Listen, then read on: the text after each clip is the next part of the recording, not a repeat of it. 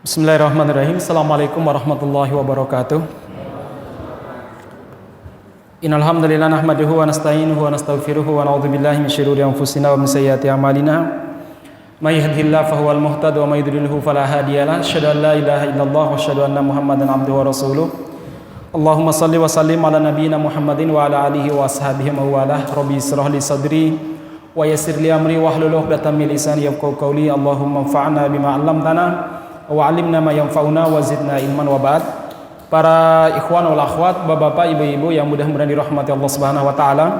Puji syukur kehadirat Allah, di kesempatan malam ini kita dimudahkan untuk bisa tawasau bil haqqi, tawasau bis sabar. Mudah-mudahan duduknya kita dicatat sebagai amal soleh di sisi Allah Subhanahu wa taala. Salawat dan salam mudah-mudahan tercurahkan kepada Nabiullah Muhammad sallallahu alaihi wasallam, kepada keluarga beliau, sahabat beliau, dan siapa saja yang istiqomah di atas petunjuk Rasulullah sallallahu alaihi wasallam. Kita senantiasa berdoa kepada Allah, mudah-mudahan kita termasuk mereka yang diberi kemampuan untuk bisa istiqomah menapaki petunjuk Rasulullah sallallahu alaihi wasallam. Jamaah sekalian, malam ini kita masih melanjutkan kajian kitab Kaifa Amalahum An-Nabi, bagaimana Nabi Muhammad SAW berinteraksi dengan orang-orang di sekitar beliau. Dan kita masuk pada bab yang baru, Al-Babu Tsani, Ta'amulun Nabi SAW ma'a ahlihi wa aqarabihi wa man haulahu. Masuk pada pembahasan berikutnya, yaitu apa? Bagaimana Nabi Muhammad SAW berinteraksi ma'a abnaihi wa banatihi, dengan anak laki-laki dan putri-putri beliau. Nah, jemaah sekalian, yang mudah-mudahan dirahmati Allah Subhanahu wa taala, sebagai seorang manusia, tentu kita senantiasa hidup bersama dengan anak-anak kita, dengan putri-putri kita, baik itu mereka yang masih kecil ataupun mereka yang sudah besar. Nah, di sini penulis, yaitu Syekh Shalal Munajjid, ingin menjelaskan kepada kita bagaimana interaksi Nabi Muhammad SAW bersama dengan orang-orang di sekitarnya, terutama kepada anak-anak beliau. Kalau kemarin kita sudah membahas tentang bagaimana interaksi Nabi dengan istri-istri beliau, nah sekarang putra-putri beliau. Jamaah sekalian yang benar-benar dirahmati Allah Subhanahu wa taala, sebagaimana kita ketahui, Nabi Muhammad SAW punya 3 putra dan 4 putri. Semuanya dari Khadijah kecuali Ibrahim. Semua dari Khadijah kecuali Ibrahim. Kalau putri beliau semua dari Khadijah, sementara putra beliau 2 dari Khadijah dan 1 dari Maryah Al-Qibtiyah, seorang budak Rasulullah sallallahu alaihi wasallam yang dihadiahkan oleh Raja Muqayqus. Beliau dihadiahi 2 budak perempuan, salah satunya beliau ambil, kemudian sisanya satunya dikasihkan kepada orang lain. Jamaah sekalian, anak-anak beliau ada 3 tadi ya. Yang pertama adalah Qasim, yang kedua adalah Abdullah. Dua-duanya, Qasim dan Abdullah, ini dari ibunda Khadijah radhiyallahu anhu. Kemudian yang ketiga adalah Ibrahim. Ibrahim ini dari tadi ya, dari budak beliau, yaitu Maryah Al-Qibtiyah. Nah, jamaah sekalian, kalau Qasim, beliau ini meninggal di usia yang sangat muda, Ibnu Sanatain wa Asyur, 2 tahun lebih. Jadi belum sempat, nggak sampai besar ya. Semua putra Nabi Muhammad SAW meninggal dalam keadaan kecil, semuanya. Tidak ada yang sampai menikah ataupun dewasa. Beda dengan putri-putri beliau, putri-putri beliau 4-empatnya itu sempat menikah, sebagian punya anak, sebagian tidak. Nah, ma'asyiral muslimin yang mudah-mudahan dirahmati Subhanahu wa taala, yang pertama Qasim. Qasim ini merupakan putra pertama Nabi Muhammad SAW dari Khadijah radhiyallahu anha. Dengan nama Qasim inilah, Nabi Muhammad SAW itu diberi kunyah, dapat kunyah namanya Abul Qasim. Orang-orang Arab menyebut Nabi Muhammad dengan Abul Qasim. Orang-orang Yahudi juga karena nggak mau manggil Nabi atau Rasulullah, mereka biasanya memanggil Nabi dengan apa? Abul Qasim. Jemaah sekalian, ini Abul Qasim, Qasim, beliau meninggal dalam usia 2 tahun lebih di Makkah. Kemudian selanjutnya adalah Abdullah. Abdullah ini meninggal juga di usia yang masih sangat muda, kurang lebih sama 2 tahun ke bawah. Bedanya kalau Qasim itu lahir sebelum Nabi Muhammad SAW diangkat sebagai Nabi, sementara Abdullah lahir setelah Nabi Muhammad SAW diangkat sebagai Nabi. Kemudian ada namanya Ibrahim. Kalau Ibrahim ini jamaah sekalian lahir di Madinah setelah Nabi Muhammad SAW hijrah. Tadi dari budak yang bernama Maria Al-Kibtiyah. Ada sebuah kisah terkait masalah Ibrahim, putra beliau Ibrahim. Saat itu ketika meninggal, Rasulullah SAW menangis dan meneteskan air mata. Hal itu menjadi perhatian para sahabat. Berbeda dengan meninggalnya Qasim, karena Qasim meninggal dalam keadaan Nabi Muhammad belum diangkat sebagai Nabi. Demikian juga ketika Abdullah meninggal, Nabi Muhammad SAW belum begitu memiliki banyak pengikut karena beliau masih di fase Makkah. Nah, ketika Ibrahim meninggal, ini yang menjadi perhatian banyak orang. Nabi Muhammad SAW menangis. Ini yang buat para sahabat kaget. Pikir para sahabat, kan Nabi melarang untuk memprotes takdir, kok Nabi nangis? Makanya para sahabat bertanya, ya Rasulullah, mahadidumu, air mata ini buat apa ya Rasul? Kalau gambaran singkatnya mereka seakan-akan bertanya, Rasul, bukankah kita harus menerima takdir? Bukankah kita harus ridho dengan takdir? Kok Anda masih menangis? Kemudian Rasulullah SAW menjawab dengan sebuah kalimat yang luar biasa. Beliau mengatakan, innal quluba la tahzan. Sesungguhnya hati itu punya karakter sedih. Biarkan dia sedih kalau memang sudah saat sedih. Yang penting jangan terlalu berlarut-larut dalam kesedihan. Wa innal aina la tadma. Sesungguhnya mata meneteskan air matanya itu wajar juga. Hati sedih, air mata menetes, maksudnya mata menangis, itu biasa. Walakin tetapi ingat, la naqulu ila bima yarda rabbuna. Kami tidak akan pernah berkata-kata, tidak akan pernah berucap saat mendapatkan musibah kecuali yang diridhoi oleh Allah Subhanahu wa taala. Tidak akan mencela takdir, tidak akan menyalahkan Allah Subhanahu wa taala, dan tidak akan menyalahkan siapa-siapa. Tapi kalau hati sedih, itu bukan berarti protes terhadap takdir. Ketika orang menangis, ketika ditinggalkan oleh orang yang dia cintai, bukan berarti dia tidak menerima takdir tersebut. Tetapi air mata menetes, hati sedih, itu sesuatu yang sangat wajar. Nah, jemaah sekalian yang benar-benar dirahmati Allah Subhanahu wa taala, ini Ibrahim, putra Nabi Muhammad sallallahu alaihi wasallam. Kemudian adapun putri beliau ada 4. Oh ya, ada sih yang namanya Thohir. Ada riwayat yang mengatakan bahwa Nabi Muhammad SAW itu punya anak namanya Thayyib dan Thohir. Tapi setelah dikaji oleh para ulama, Thayyib dan Thohir ini merupakan lakop bagi anak beliau yang bernama Abdullah, anak kedua beliau. Jadi Abdullah ini punya beberapa nama yang sering dipanggil, Thayyib ataupun Thohir, tapi nama aslinya Abdullah. Maka para ulama berkesimpulan bahwa putra beliau hanya 3. Sementara putri beliau ada 4. Yang pertama adalah Zainab, yang kedua adalah Ruqayyah, dan yang ketiga adalah Ummu Kulsum, dan yang keempat adalah Fatimah radhiyallahu anhun. Nah, jemaah sekalian, 4-4-nya ini mengalami masa kenabian Muhammad SAW, masa kenabian bapak mereka. Artinya mereka mendapatkan fase di mana Nabi Muhammad SAW diangkat sebagai nabi, dan keempat-empatnya bersyahadat masuk Islam.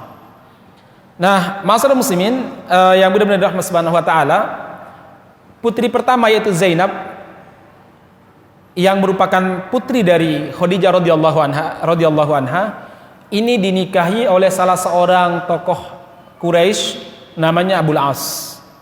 Sementara Ruqayyah dinikahi oleh putranya Abu Lahab. Apanya Nabi Abu Lahab? Berarti sepupunya Nabi, dinikahi oleh putranya, oleh sepupu Nabi. Jadi sepupu boleh menikahi anak kita ya. Di kalangan Arab udah biasa ya. Saya punya anak perempuan, kemudian saya punya sepupu, anaknya lek saya, menikahi anak saya, itu nggak masalah. Wong anak lek saya nikahi anak saya juga nggak masalah kok ya. Baik jemaah sekalian,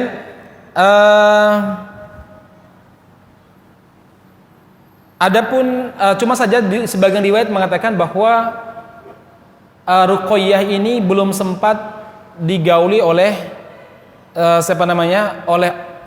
namanya Utbah bin Abi Lahab. Putranya Abu Lahab namanya Utbah bin Abi Lahab, belum sempat digauli. Keburu Nabi Muhammad SAW diangkat sebagai nabi, dan saat itu kemarahan yang muncul dari Abu Lahab membuat dia meminta kepada putranya Utbah untuk menceraikan istrinya, yaitu putri Nabi Muhammad SAW. Kemudian putri yang ketiga yaitu Ummu Kulsum. Sebagian riwayat menyebutkan bahwa dia juga dinikahi oleh putranya Abu Lahab, namanya Utaibah bin Abi Lahab. Jadi Abu Lahab memiliki dua orang putra, Utbah sama Utaibah.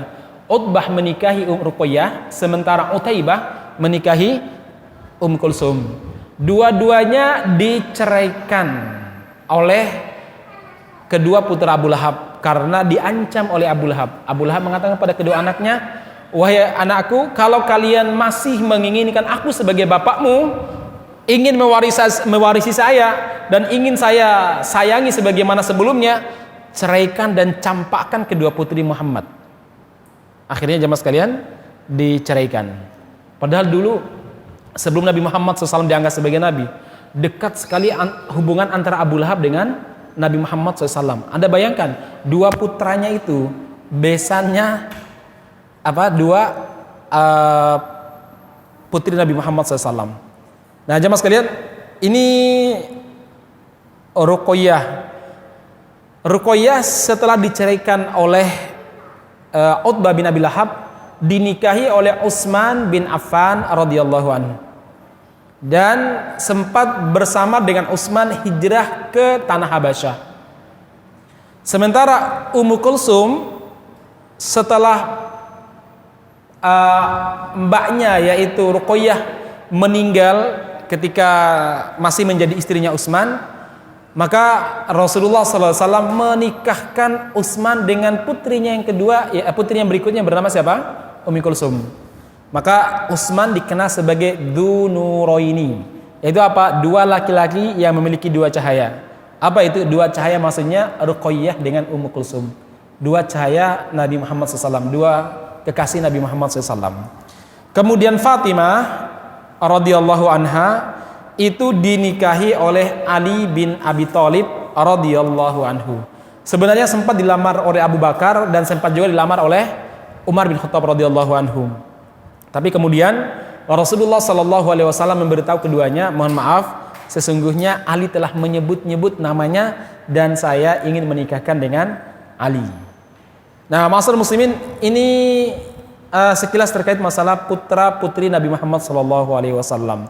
Nah, sekarang bagaimana Nabi Muhammad SAW berinteraksi dengan keempat putrinya dan ketiga putranya? Ketiga putranya nggak diriwayatkan karena sekali lagi mereka meninggal dalam keadaan masih belia. Baik, sekarang kita lihat bagaimana Nabi Muhammad SAW itu berinteraksi dengan orang-orang di sekitarnya, itu putra-putri beliau. Yang pertama jamaah sekalian, Nabi Muhammad SAW sangat senang memberikan nama kepada putra-putri beliau dengan nama-nama yang bagus, yang bagus. Coba kita lihat nama putra beliau, Qasim, nama yang paling baik, yaitu apa? Orang yang suka berbagi, Qasim. Kemudian yang kedua namanya siapa tadi? Abdullah, hamba Allah Subhanahu wa taala. Sebagaimana sabda Nabi Muhammad SAW, sebaik-baiknya nama yang paling dicintai oleh Allah Subhanahu wa taala, Abdullah dan Abdurrahman. Ya, Abdullah dan Abdurrahman. Itu nama yang paling dicintai oleh Allah Subhanahu wa taala. Maka sampai nanti kalau punya putra atau punya cucu putra, kalau bisa kasihkan nama Abdullah ataupun Abdurrahman. Walaupun mungkin Abdurrahman apa, Abdullah apa, tapi memang harus kalau bisa dengan nama yang paling dicintai oleh Allah Subhanahu wa taala. Kemudian putra beliau yang ketiga namanya Ibrahim alaihissalam. Memang Ibrahim ini bukan berasal dari kata bahasa Arab, tidak ada maknanya. Tetapi Nabi Muhammad SAW menamainya dengan nama Nabi Ulul Azmi, bapaknya para nabi, yaitu Ibrahim Khalilur Rahman, kekasih Allah Subhanahu wa taala.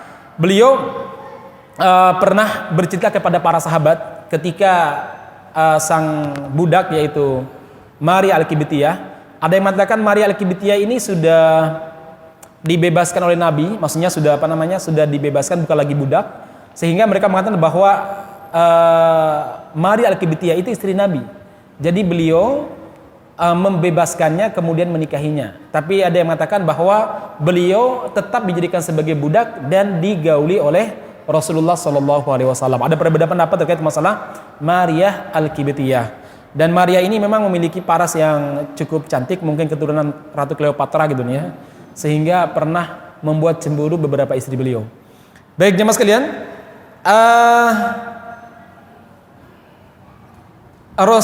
Rasulullah SAW pernah bercerita kepada para sahabat setelah Maria Al-Qibtiyah ini di masa hamil tuanya, Nabi Muhammad bercerita begini kepada para sahabat, sungguh saya akan mendapatkan putra saya. Jadi beliau sudah diberitahu oleh malaikat bahwa anak beliau itu jenis kelaminnya apa? Laki-laki. Karena dulu belum ada USG. Jadi Nabi ngerti. Ya. Sungguh akan lahir putra saya, dan usammihi, saya akan memberi namanya dengan nama bapak saya. Maksudnya nenek moyangnya, yaitu siapa? Ibrahim alaihissalam. Ya. Jadi Nabi Muhammad sudah ngerti bahwa itu adalah putra berjenis kelamin laki-laki. Walaupun jamaah sekalian, Nabi Muhammad SAW pernah menjelaskan teori kapan seorang laki-laki bisa memiliki anak putra, dan kapan laki-laki bisa memiliki anak putri. Itu ada teorinya. Rasulullah telah ditanya oleh para rabi Yahudi, di mana rabi Yahudi menguji Nabi. Di antara pertanyaan para rabi Yahudi yang kata mereka, sungguh pertanyaan ini tidak diketahui kecuali para nabi. Ada 3 pertanyaan ya. Ada 3 pertanyaan mereka sampaikan. Ya. Yang kata para rabi, kalau jawaban kamu benar Muhammad, 3-tiganya kamu jawab benar, nanti kami akan beriman kepadamu. Baik, ajukan kepada saya pertanyaan tersebut. Jibril akan memberitahu saya. Baik, pertanyaan pertama, makanan apa yang pertama kali disantap oleh penduduk surga ketika masuk surga nanti? Nggak mungkin tiwul ya jawabannya. Kira-kira apa ketika masuk surga nanti? Baik, yang kedua, bagaimana seorang anak bisa menjadi laki dan bisa menjadi perempuan? Maksudnya proses seperti apa? Baik, pertanyaan yang ketiga, siapa pemimpin para malaikat? Baik, saya akan jawab, kata Rasulullah SAW. Yang pertama, makanan yang pertama kali dihidangkan oleh Allah Subhanahu wa taala kepada penduduk surga adalah apa? Hati ikan paus. Pernah merasakan, Pak? Saya belum pernah merasakan juga gitu ya. Paus saja mahal, nyarinya susah. Nah, kalau hati ikan ya hati sapi sering ya. Baik, hatinya ikan paus. Sodaq, Pak. Kamu benar, Muhammad. Adapun pertanyaan kedua, bagaimana seorang anak bisa berjenis kelamin laki dan bisa berjenis kelamin perempuan? Rasulullah mengatakan, kalau seandainya sperma laki-laki lebih dominan, lebih kuat, ya, lebih dominan, lebih agresif, maka Allah akan menghendaki anaknya adalah putra. Tapi kalau kebaliknya, ternyata perempuan yang lebih agresif, lebih kuat, ya, maka yang lahir adalah apa? Anak perempuan, pembuahannya. Jadi teori itu sudah disampaikan oleh Nabi Muhammad, teori dasarnya. Ya, teori dasarnya oleh teman saya, Dr. Anton, yang di Sragen itu, dibuatlah sebuah kajian tentang posisi bagaimana supaya anak bisa jadi laki, bisa jadi perempuan berdasarkan hadis ini. Iya. Dia berdasarkan hadis ini. Jadi teman-teman yang ingin punya anak juga bisa tanya beliau ya. Itu ada bukunya ya, ditulis sama Dr. Anton tuh ya. Baik jemaah sekalian, yang mudah dirahmati Subhanahu wa taala, kata orang-orang Yahudi, sodakta, bener ya. Sekarang kata Nabi, pertanyaan ketiga, pemimpin para malaikat adalah Jibril. Apa jawab mereka? Kalau kamu jawab selain Jibril, kami beriman kepada kamu. Maksudnya jawabannya sebenarnya benar, cuma mereka ini benci Jibril. Maka mereka bilang begini, kalau seandainya jawabanmu selain Jibril, kami akan beriman kepada kamu. Jadi mereka tidak menafikan bahwa itu jawaban benar, enggak. Memang itu jawaban benar, cuma mereka enggak suka dengan Jibril. Makanya Allah Subhanahu wa taala dalam surat Al-Baqarah menjelaskan, "Man kana aduwwan li Jibril." Barang siapa yang menjadi musuhnya Jibril. Ya. Karena orang-orang Yahudi itu sangat tidak suka dengan Jibril. Ini mirip-mirip orang Syiah. Orang Syiah itu nggak suka dengan malaikat Jibril. Maka rukun imannya orang Syiah itu nggak ada rukun iman kepada para malaikat, nggak ada. Kenapa? Karena mereka tahu Jibril itu pemimpin malaikat. Pemimpin aja berkhianat, seharusnya wahyu diberikan kepada Ali, kata mereka. Oleh Jibril dikasihkan Muhammad. Jadi yang jadi wahyu itu, yang jadi Nabi Muhammad. Kata mereka apa? Jadi Nabi Muhammad diangkat sebagai Nabi itu karena pengkhianatan Jibril. Karena pengkhianatan Jibril. Jadi mereka benci banget sama malaikat Jibril. Sehingga orang Syiah tidak memasukkan rukun iman adalah iman kepada para malaikat, nggak ada jamaah sekalian. Silakan dibaca buku-buku rukun imannya orang-orang Syiah. Baik, jamaah sekalian yang mudah-mudahan Allah Subhanahu wa taala. Jadi Abdullah, Qasim, Ibrahim memberi nama yang terbaik. Kalau zaman kita kecil, kita masih ingat, saya nggak tahu kalau bapak-bapak ya. Kalau di kampung saya itu kebiasaan, jika seorang perempuan telah lahir, seorang ibu melahirkan anaknya, mau saya, nanti biasanya sang bapak akan datang kepada para kiai itu, para sesepuh kampung. Untuk apa? Untuk nanya kira-kira nama yang cocok bagi anaknya apa. Ya. Nanti para kiai akan berikan nama. Di tempat kami begitu tradisinya ya. Kalau di Jawa saya nggak tahu bagaimana tradisinya. Kan biasanya mungkin karena kecenderungan bapak atau ibu ya. Kalau sering nonton film apa dikasih nama anak itu ya. Saya punya saudara itu. Putrinya itu lahir pas Piala Dunia.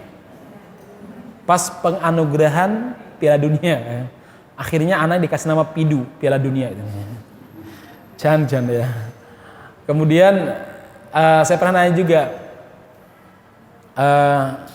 Kenapa nama orang tuh namanya Desi ya. Ternyata itu lahir bulan Desember itu nama biasanya ternyata Desi gitu ya. Kemudian apalagi ya Januar atau apalah. Ternyata orang-orang itu ya menamai anaknya kadang ya apa yang terlintas di pikiran dan apa yang menurutnya asyik ya. Nah setelah ilmu ini kita harus mengetahui bahwa nama itu sebuah doa. Maka kita harus memberi nama dengan nama yang baik. Rasulullah Shallallahu Alaihi Wasallam sering mengganti nama beberapa sahabat ataupun sahabiah karena nama tersebut mengandung doa. Contoh, dulu pernah Nabi Muhammad berjumpa dengan salah seorang sahabiah perempuan.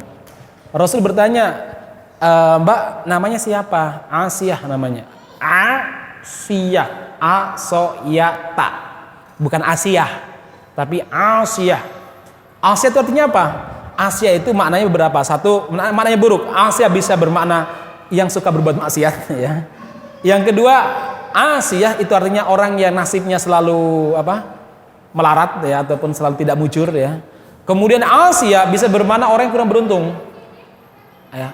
Yang keempat, Asiyah bisa bermakna apa?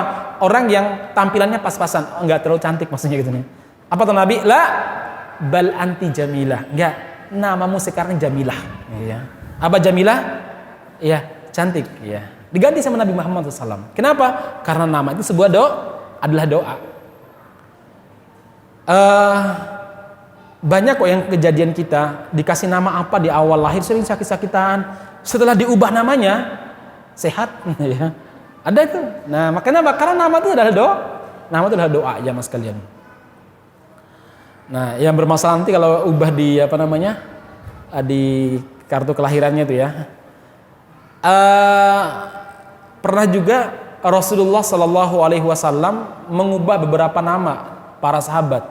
Ada yang namanya Abdul Uzza, hamba patung Uzza, diganti oleh Nabi dengan Abdullah atau Abdurrahman. Ada banyak jemaah sekalian, Nabi Muhammad SAW mengganti nama para sahabat. Kenapa? Karena nama itu merupakan sebuah doa. Dan kita harus hati-hati memilihkan nama untuk keluarga kita. Jangan terlalu abot ya. Saya punya teman namanya Ferry Ahsan. Ferry itu dalam bahasa Inggris udah apa? Sangat. Ahsan dalam bahasa Arab udah sangat baik, sangat baik. Itu keabutan jenengnya ya. Terlalu berlebihan tuh nama itu ya. Ada juga yang parah. Pinginnya mungkin digabungkan antara Eropa sama Arab gitu ya.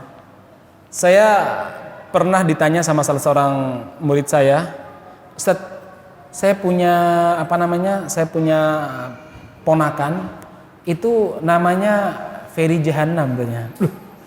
Jangan diganti itu ya. Ustaz, kata ibunya itu karena dari Al-Quran, kan Al-Qurannya baik. Iya sih, isi Al-Quran tuh baik. Tapi nama tuh ada nama-nama yang tidak baik, saya bilang gitu ya. Firaun tuh elek, iblis tuh elek. Di Al-Quran ada gitu ya. Nah ganti aja gitu ya, Ferry apalah gitu ya. Ingin digabung-gabungkan. Ada juga yang terlalu berlebihan. Saya punya kawan dulu, adik kelas di pondok. Saya kebetulan sebagai panitia pendaftaran santri baru. Saya tanya, Mas namanya siapa? Rabbul Masyriqain. Ngeri sekali itu nama Allah itu ya. Rabbul Masyriqain wa Rabbul Maghribain ya. Akhirnya kita ganti aja namanya ya. Iya, kita ganti aja. Baik jemaah sekalian, yang jelas nama itu adalah nama sebuah doa, maka carilah nama yang paling baik. Kemudian putri-putri beliau juga namanya baik-baik. Ya, Zainab, Ruqayyah, Ummu Kulsum, Fatimah, semuanya baik jemaah sekalian.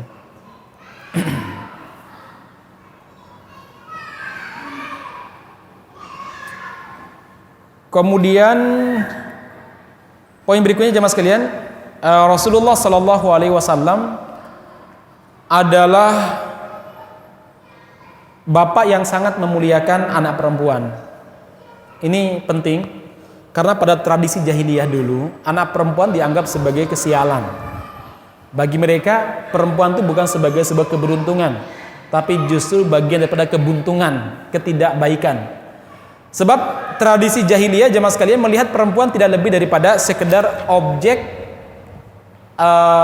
kebutuhan biologis, penyaluran syahwat biologis, nggak lebih daripada itu. Sehingga perempuan tuh biasa dijual. Saya kemarin pernah cerita kepada antum semuanya, orang-orang Arab jahiliyah dulu biasa menukar tambah istri itu biasa jemaah sekalian. Atau mewariskan istri dari bapaknya juga udah biasa. Hampir-hampir mirip lah dengan orang-orang Eropa sebelum Islam sampai ke sana. Di Inggris, ya Britania Raya itu dulu biasa mengikat istrinya, kalau udah bosan diikat, dibawa ke pasar, sampai dulu dikenal ada namanya apa? Pasar perempuan, pasar istri. Jadi bekas-bekas istri dibawa ke pasar, nanti diikat di tiang lalu diperjualbelikan. Ini ternyata orang Eropa tuh lebih ngeri melihat perempuan, karena bagi mereka perempuan itu adalah apa? Sister of devil. Itu apa? Saudarinya iblis.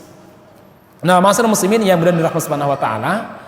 Jadi ketika orang-orang jahiliyah melihat ketika anak perempuan sebagai sebuah aib, Nabi Muhammad SAW justru meluruskan perspektif mereka, mindset mereka yang salah. Enggak, justru anak perempuan itu merupakan sebuah anugerah, terutama kalau kita bisa mendidiknya dengan baik. Rasulullah SAW pernah bersabda, "Mani batuliya minal banati bisyai'in."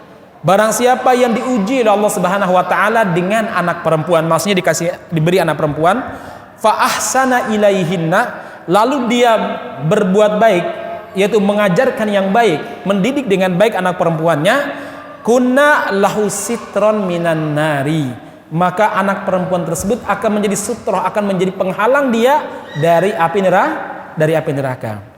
Di saat dulu orang-orang jahiliyah sekali lagi melihat perempuan tuh aib. Maka mereka kalau mendengar punya anak perempuan, bagi masyarakat yang tidak punya adab, mereka akan menguburkan hidup-hidup. Dulu kan Abu Lahab, ketika Aminah, adik iparnya, mau melahirkan Nabi Muhammad SAW, dia bilang kepada budaknya, saya Umamah atau siapa itu, tolong lihat siapa jenis kelamin apa yang keluar dari kandungannya Aminah. Kalau perempuan, segera beritahu saya, biar saya segera menguburkannya hidup-hidup, tidak menjadi aib bagi Bani Hashim. Karena nggak ada yang menanggung dia. Bapaknya udah meninggal, Abdullah. Tapi kalau dia laki-laki, segera beritahu saya. Ternyata yang lahir siapa?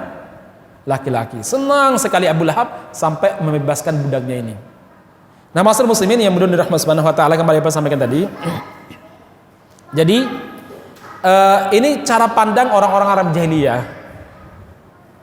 Selain itu yang membuat mereka berpandangan seperti itu adalah apa? Begini, kehidupan mereka ini adalah kehidupan nomaden awal-awalnya, atau enggak kehidupannya penuh dengan kekerasan, perang, berdagang, kemudian beternak, di mana ketiga jenis kehidupan ini tidak bisa dilakukan oleh perempuan, berdagang maupun beternak. Itu tradisi mereka.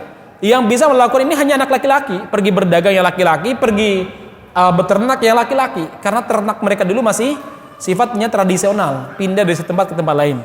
Sama berdagangnya juga jauh jamaah sekalian, belum ada online shop ya, belum ada macam-macam. Kalau sekarang malah ibu-ibu yang sukses ya, dagang yang jualan sekarang ibu-ibu malah yang sukses dibandingkan kita. Nah, masyarakat muslimin yang berada di rahmat Subhanahu wa taala, yang ketiga adalah apa? Masalah perang. Suku-suku Arab pada zaman dulu, perang itu setahun itu bisa dihitung. Banyak sekali terjadi peperangan di antara mereka. Dan peperangan ini tidak mungkin melibatkan perempuan. Sehingga bagi mereka memiliki anak laki-laki sebagai kebanggaan. Sementara memiliki anak perempuan sebagai sebuah beban. Kecuali orang-orang yang punya hati ataupun kalangan bangsawan. Kalau kalangan bangsawan biasanya mereka masih mau mendidik anak perempuan mereka. Seperti Abu Bakar punya anak perempuan Asma maupun Aisyah. Demikian juga Umar punya anak perempuan namanya Hafsah. Karena mereka kalangan bangsawan. Tapi kalangan rakyat jelata, apalagi yang miskin, kalau punya anak perempuan biasanya mereka bunuh. Baik, jemaah sekalian yang mudah-mudahan dirahmati Allah Subhanahu wa taala. Ini poin pertama ya. Nabi Muhammad SAW memerintahkan kita untuk memperhatikan baik-baik anak perempuan. Dalam riwayat lain, Rasulullah SAW pernah bersabda, barang siapa yang diuji oleh Allah Subhanahu wa taala dengan dua anak perempuan, ya fa'addabaha wa ahsana fa'addabahuma fa ahsana ta'dibuhuma, lalu dia itu mengajarkan anak perempuan tersebut keduanya, kemudian kedua anak perempuan ini baik, maka Allah Subhanahu wa taala menjamin bagi dia surga. Lalu di antara para sahabat bilang, "Ya Rasulullah, kalau anak perempuannya satu aja gimana?" Sama kata Rasulullah. Baik. Ini ya. Sebab anak perempuan itu kalau sudah menikah, ketaatan pertama dia kepada siapa? Kepada suaminya. Seakan-akan orang tuanya itu udah nggak punya lagi hak apa-apa ya. Beda sama anak laki-laki. Anak laki-laki walaupun sudah menikah dengan siapa saja, dengan berapa saja istrinya, ketaatan pertama dia setelah Allah dan Rasul tentunya yaitu kepada siapa? Kepada orang tua. Ya. Maka memang harapan kepada anak laki-laki beda dengan harapan kepada anak perempuan. Namun Rasulullah SAW itu mengatakan bahwa kalau kita berhasil mendidik dengan baik, maka Allah Subhanahu wa taala akan menjauhkan kita dari neraka. Kemudian poin yang berikutnya, tazawwajan nabiyyu sallallahu alaihi wasallam jami'a banatihi min khiyarati rijali. Nabi Muhammad sallallahu alaihi wasallam memilihkan pasangan yang terbaik bagi putri-putri beliau. Kalau kita lihat profil menantu Nabi Muhammad sallallahu alaihi wasallam, semuanya adalah orang yang terbaik. Kalau Anda bertanya, "Ustadz, gimana dengan Abu Jahal sama Abu Lahab? Bagaimana dengan dua putra Abu Lahab tadi?" Pada zaman sebelumnya, sebelum Nabi Muhammad SAW diangkat sebagai Nabi, karena keduanya dinikahi sebelum diangkat sebagai Nabi, mereka adalah orang terbaik, kalangan bangsawan.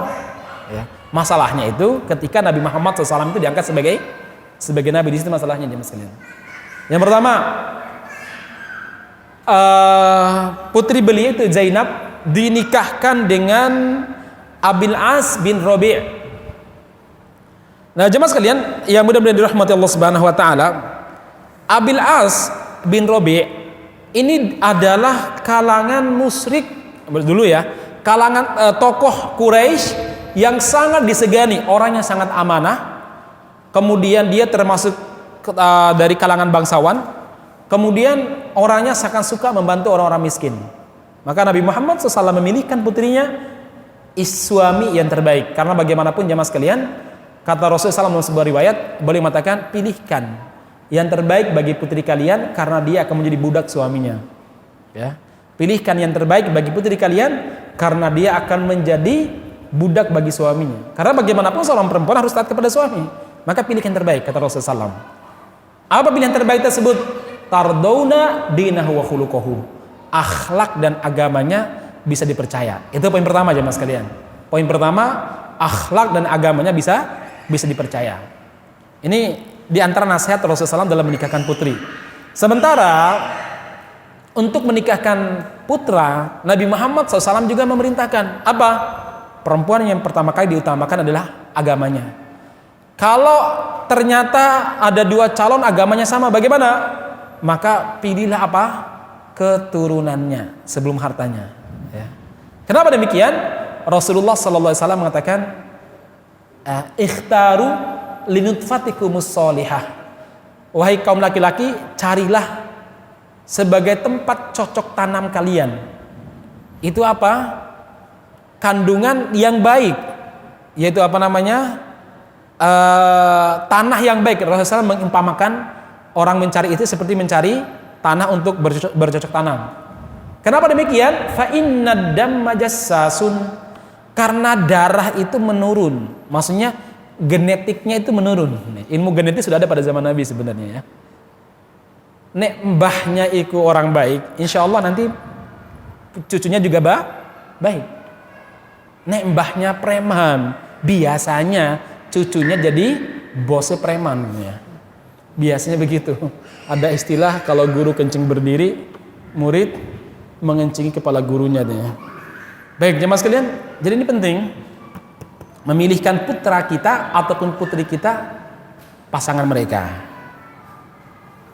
Kemudian jemaah sekalian, dan Abul As dikenal sebagai orang yang menepati janji. Sebagai sebuah contoh jemaah sekalian, ketika Nabi Muhammad SAW hijrah ke Madinah, Zainab ini masih bersama dengan suaminya yang saat itu masih musyrik. Abil As saat itu masih musyrik. Nah jemaah sekalian, dia tetap bersama dengan suaminya di Makkah sampai suatu waktu ketika perang Badar, Abul As bin Robi, menantu Nabi Muhammad SAW, ternyata termasuk pasukan Badar yang berperang melawan Nabi, dan dia tertawan. Dia apa? Tertawan. Pada saat itu Rasulullah SAW memperbolehkan tawanan untuk menebus dirinya. Macam-macam. Ada yang mengajar membaca dan menulis. Jadi kalau dia misalkan bisa mengajar 5 anak-anak Islam membaca dan menulis, nanti dia bebas. Masya Allah ya. Dulu sangat dihargai betul ilmu membaca dan menulis itu. Oleh Nabi dihargai, bebas loh, seharga nyawa loh ya. Ada juga orang-orang kaya di antara mereka membebaskan apa? Dengan cara memberikan harta yang begitu banyak. Nah sementara Abul As bin Robi, menantu Nabi Muhammad SAW ini, dibebaskan oleh Zainab, putri Nabi Muhammad SAW yang muslimah tapi tinggal di Makkah. Dibebaskan dengannya apa? Zainab mengirim satu-satunya harta yang paling berharga bagi dia. Apa itu? Kalung yang diberikan oleh ibunya, yaitu Khadijah. Itu hadiah pernikahan Nabi kepada Khadijah. Khadijah memberikannya kepada siapa? Kepada kepada Zainab sebagai hadiah nikahnya dengan Abil As. Ketika Nabi Muhammad SAW melihat kalung tersebut, beliau menangis. Teringat istrinya Khadijah dan teringat putrinya Zainab.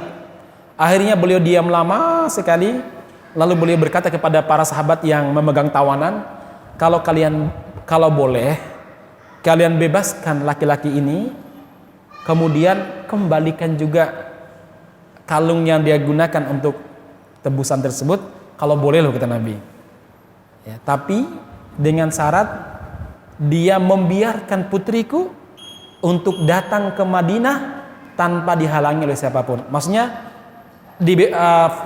Zainab diperbolehkan untuk hijrah menyusul Nabi Muhammad ke Madinah. Akhirnya para sahabat mengatakan, siap ya Rasulullah, kami akan membebaskannya dan mengembalikan kalung yang diberikan sebagai jaminan kebebasan, sebagai tebusannya. Kemudian Abil As mengatakan, ya Muhammad, saya akan mengembalikan putrimu dan saya akan membiarkan dia menyusul dirimu ke sini, walaupun saya masih sangat mencintainya. Akhirnya begitu pulang ke Makkah, Abul As mengantar Zainab dengan penuh haru dan air mata karena dia masih sangat mencintai istrinya, diantar ke pinggiran kota Makkah, Kemudian Zainab pun berjalan ke arah kota Madinah dan Nabi Muhammad SAW memerintahkan Zaid bin Harisah, yaitu budak Nabi Muhammad SAW, mantan budak Nabi Muhammad SAW yang pernah hidup bersama dengan Zainab juga di Makkah. Untuk apa?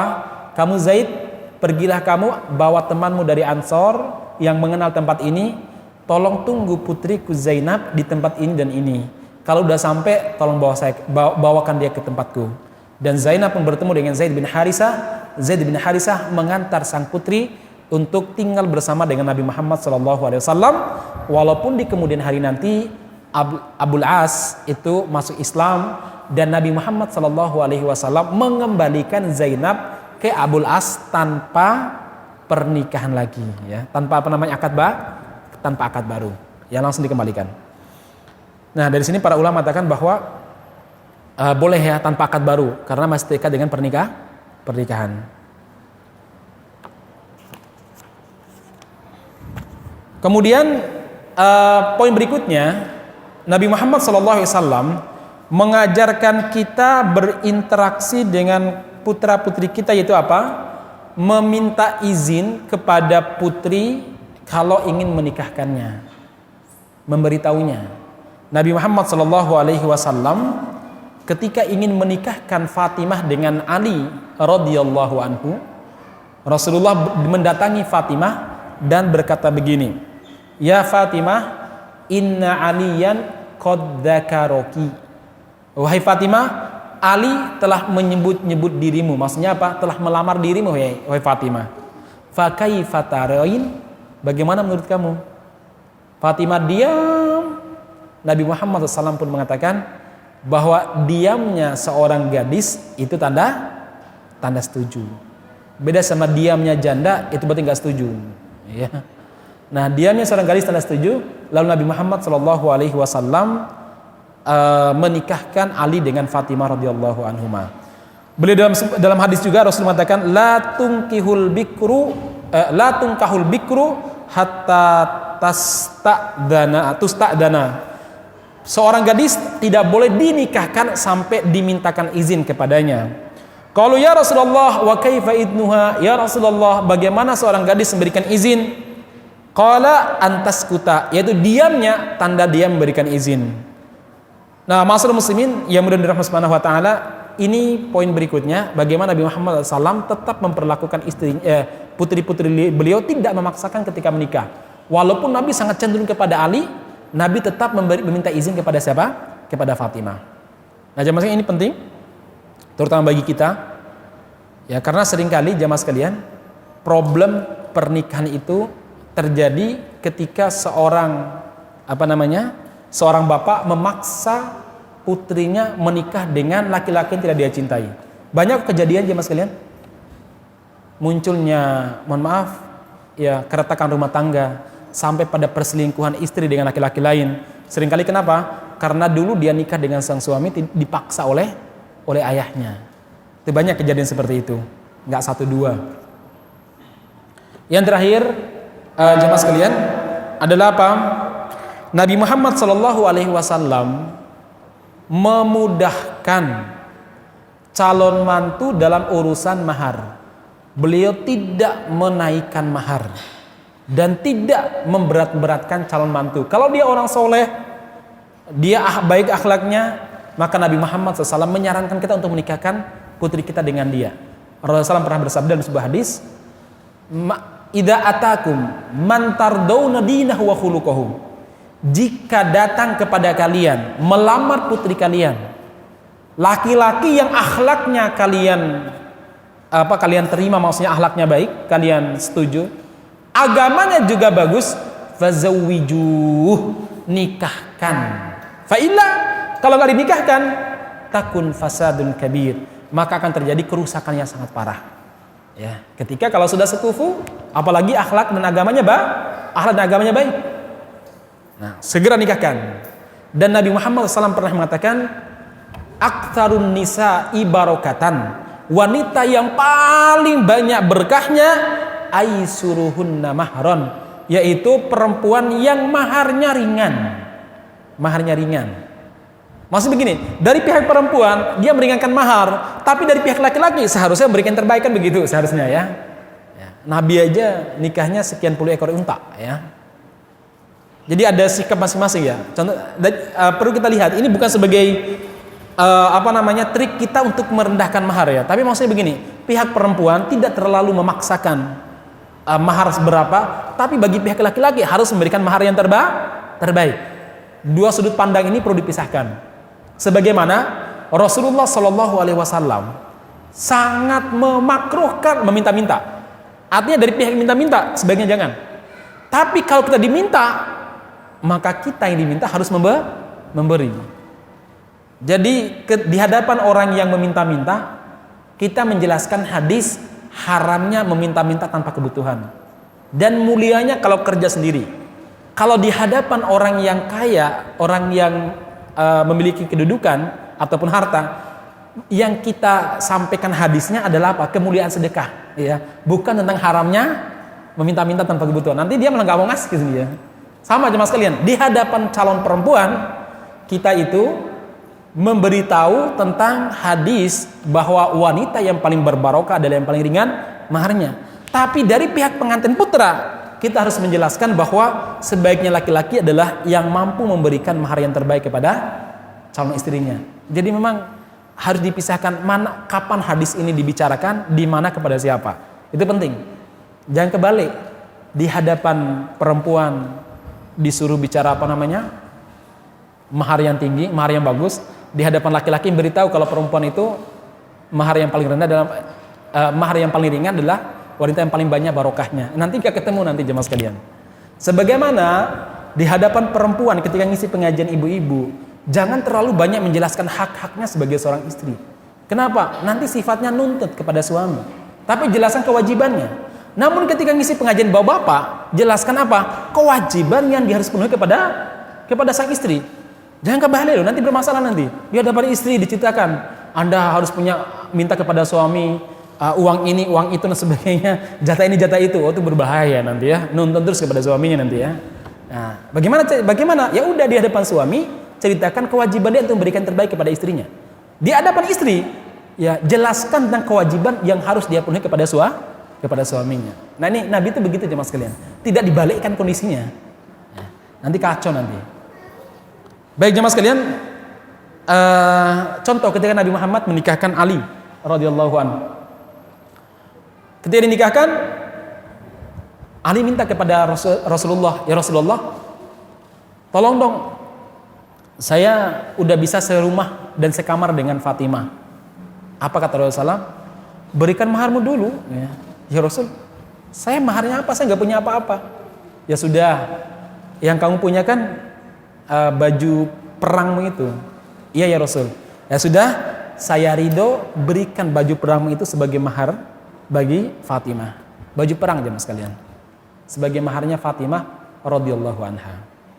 Dan Nabi Muhammad SAW sebagai orang tua yang berpengertian, tidak membiarkan putrinya tanpa dibekali apa-apa. Kata Ali radhiyallahu anhu, ketika Rasulullah SAW menyerahkan Fatimah kepadaku, Rasulullah membawakan beberapa barang yang menyertai Fatimah. Ada tikar yang terbuat dari kulit, kemudian ada juga bantal yang isinya serabutan kurma dan daun-daun kurma. Ya zaman dulu itu sudah sangat empuk, tapi bagi kita sekarang itu kerasnya luar biasa ya. Tapi itu sudah biasa lah ya, orang dulu begitu ya. Kalau zaman saya santri, bantal lebih parah lagi ya. Itu kalau buat mukul orang mati langsung orang tuh. Apa? Batu setrika. Jadi bantal itu batu setrika ya. Baik jemaah sekalian, kemudian apa lagi? Nabi Muhammad SAW membekali Fatimah yaitu penggilingan tangan. Maksudnya apa? Buat giling gandum. Penggilingan tangan yang biasa diputar gitu. Dan Nabi Muhammad SAW membekali apa? Beberapa tempat masak. Itu bekal yang diberikan oleh Nabi Muhammad kepada sang putri untuk bisa membersamai sang suami, karena dia tahu mantunya saat itu miskin ya. Ternyata orang tua juga harus berperasaan biar nanti istri bisa masak di rumah, anaknya bisa masak di rumah, ya kudu dibekali apalah. Baik masyarakat muslimin yang mudah dirahmati Subhanahu wa taala, ini sekilas beberapa cara interaksi Nabi Muhammad SAW dengan putri-putri beliau. Mudah-mudahan ini bisa memberikan pencerahan kepada kita semuanya, dan mohon maaf pada hal-hal yang kurang berkenan. Sampai di sini perjumpaan kita di kesempatan kali ini. Insya Allah kita lanjutkan pada pertemuan berikutnya, masih pada interaksi Nabi dengan anak-anak beliau. Assalamualaikum warahmatullahi wabarakatuh.